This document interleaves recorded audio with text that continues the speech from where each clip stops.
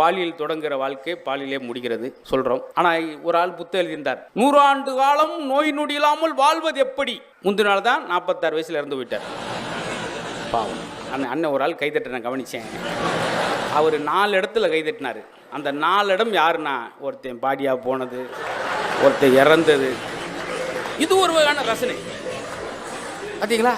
ஆச்சரியமாக இருக்கும் இந்த மாதிரி. சார் ஒன்று வேணா, நாம் சந்தோஷமான இடத்துல இருக்க வேண்டும் ஒரு வாசம் ஆரம்பித்தேன். நமக்கு பிடித்தவர்களால் நம்மோடு இருக்க வேண்டும் என்று நினைப்பதை விட நலமோடு இருக்க வேண்டும் நினைப்பது தான் ஒரு மனிதனுக்கு அழகு. இதை நான் சொந்தமாக சொல்லலை, ஒரு பேப்பரில் ஒரு புத்தகத்தில் படித்து சொல்கிறேன். கைதட்டுறீங்க பார்த்தீங்களா? இதுக்கு தான் சார் வள்ளுவருடைய குரல்லே அழகான குரல் 2 இருக்குது சார். அந்த 2க்கு மட்டும் ஒரு சின்ன விளக்கத்தை சொல்லிட்டு அதுக்கடுத்து நீங்கள் இருந்தீங்கன்னா பேசும்.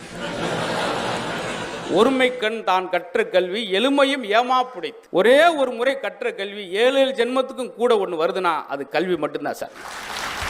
கொடுக்க கொடுக்க குறைவது செல்வம், கொடுக்க கொடுக்க வளருவது கல்வி. அதில் வள்ளுவர் குரல்ல அந்த இன்னொன்று பாருங்க, அன்புடைமை ஒரு அதிகாரத்தில் இருக்கும் 40 50, அருளுடைமை பக்தி 70 80 ஒரு அதிகாரத்தில் இருக்கும். ஆனா ஒழுக்கமுடைமை பாருங்க 100வது அதிகாரத்தில். நீ அன்புல 50 மார்க் வாங்கினாலும் பரவாயில்ல, பக்தியில 70 மார்க் வாங்காட்டி கூட பரவாயில்ல, ஆனா நீ ஒழுக்கத்தில் 100 மார்க் வாங்க வேண்டும் என்பதால் தான் ஒழுக்கமுடைமை 100வது அதிகாரத்தில் வச்சார்.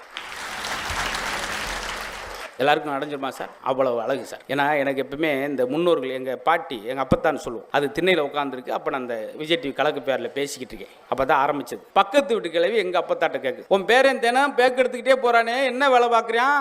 எங்கள் அப்பத்தை தெரியலனா தெரியும் சொல்லலாம். என் பேரன் சிரிப்பு காட்டுற வேலை செய்கிறான்.